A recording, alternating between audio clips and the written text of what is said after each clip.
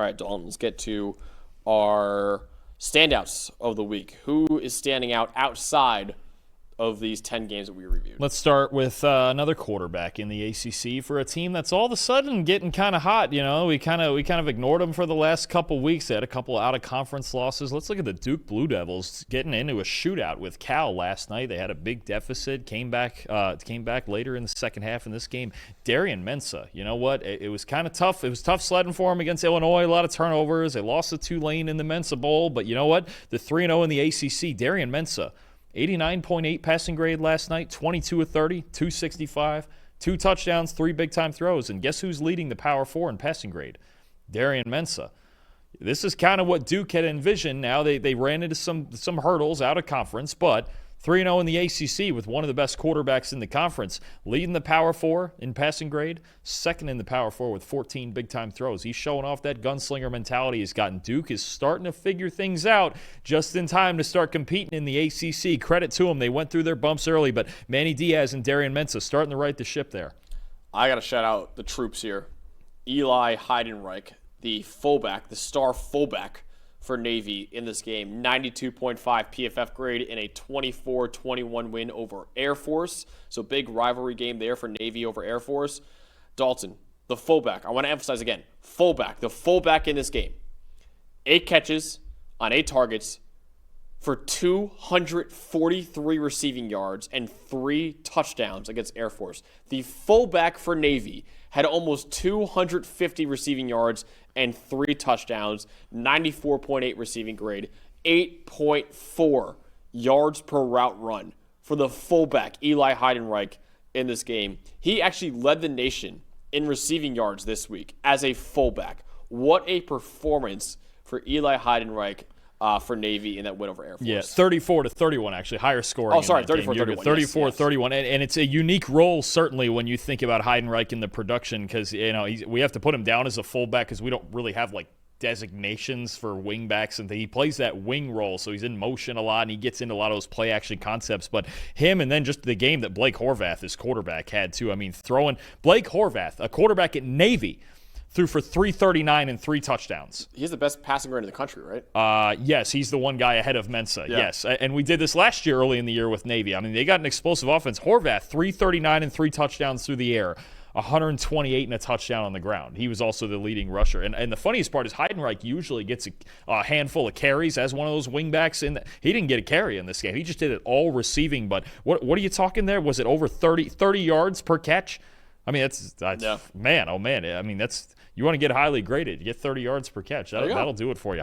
No, but that's an explosive offense and a really good team. We keep talking about the American a lot, and certainly Navy's in that mix. Absolutely. Who else do you want to shout out here in the standouts? All right, I'm going to go with another ACC quarterback. You feeling a theme here with these ACC quarterbacks, but I kind of had to do this. Pittsburgh, okay, interesting situation. Eli Holstein gets benched late in the game against Louisville last week. They go to Cole Gonzalez. He throws a game-ending interception. So they go, you know what? What are we going to do? Okay. Well, I guess we're going to start true freshman Mason Heinschel, and we're just going to see where this goes against Boston College. And they won, I believe it was 48-0. Mm-hmm. And Heinschel, in his first career start, 81.5 passing grade, 4 touchdowns, 3 big-time throws, also 45 rushing yards.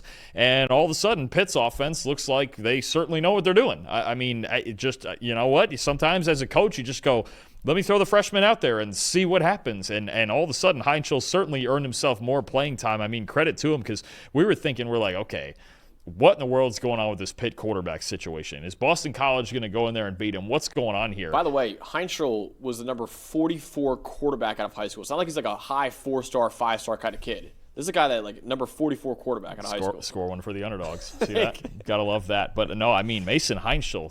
You want to have a first start. That's how you do it right there. He was slinging the ball all over the place. It was just unbelievable stuff against Boston College. A big bounce back win for Pitt. I want to shout out Armason Thomas, the edge rusher for Oklahoma. 94.1 PFF grade for him in the win over Kent State. Limited snap count because obviously they killed Kent State in this game. I believe 44-0. I believe was the final score of that game. But really efficient on those limited snaps. He had 3 pressures and a sack on only 12 pass rushing snaps, a 42% pass rush win rate, only 10 run defense snaps too, but he had 3 run defense stops and a tackle for loss on those 10 snaps. Like David Bailey, a guy that people thought, okay, he's a designated pass rusher in the NFL. You play run defense like that, man, you can be more than that. And Armstead Thomas right now is projected to go on day 2 of the NFL draft. Trevor loves him. Maybe he's a potential first-round pick too. Keep playing like that, and you got a shaky Texas offensive line next week. We saw it in the Florida game. Armstead Thomas could be a big problem in that game. Oh, boy, what a game that's going to be at the Cotton Bowl. There's a lot of suspense in that one between the quarterbacks, one injured, one struggling. Then it's Texas coming off this loss in the swamp. It's going to be a strange Red River game we're going to have next week. But Armstead Thomas could play a big part in it. Who is your final stand? Actually, one guy, Dalton, that I don't know if Walt is still here in the chat, but he kept spamming Hank Beatty. Several times I saw him in there. Apparently, it's Walt's favorite player in the country. Yes, it's Illinois' #1 wide receiver, Hank Beatty. 5 catches for 186 yards and a touchdown against Purdue this week. Second most in the country behind Eli Heidenreich. So I just went with the next receiving guy there. But Walt, you must have read my mind or something. I don't know what you saw, or if you hacked into my tablet here or what. But or he just knows ball. That could be the case too, But I mean, man, Hank Beatty, what a day! And look, coming into the year, we questioned, okay, how's Illinois going to replace this production at receiver? Well, Hank Beatty's been the biggest answer for that, and he's now 10th in the country in receiving grade this season. Hank Beatty, Luke Altmaier with a big day. Purdue gave him a fight, man. That was a high-scoring game too. But Illinois and their offense, they've really gotten it rolling the last couple weeks. Hank Beatty's a big reason. Definitely. I'm going to shout out one more edge rusher here from me. TJ Parker, the Clemson edge rusher, 90.9 PFF grade in Clemson's dominant win over North Carolina yesterday. 82.3 pass rush grade, 6 pressures and a quarterback hit, 27% pressure rate. Also had a tackle for loss with a 73.7 run defense grade, really showing why he's a projected top 10 pick right now in the NFL draft. Yeah, you see, still don't forget about some of those stars at Clemson. I know they're not winning a ton of games. It was a good bounce back against North Carolina this week, but don't forget about some of that talent, because they're still going to get drafted. Him and Woods and Avion Terrell and some of those guys are going to get drafted pretty darn high. Shout out J Thomas 8 in the chat. Wants to shout out Cameron Stewart, the edge rusher from Temple, who's had a great year this year. He's a 92.9 PFF grade, 72.8 grade against UTSA. Yesterday, he had 4 pressures in that game with 2 quarterback hits for the Owls, too. So, yeah, absolutely. Yeah, he's been great this year. And like I said, he had a 97 grade in week 1 against UMass. That's insane. That's you don't get many of those. That's for sure. Look at Temple though, 3-2.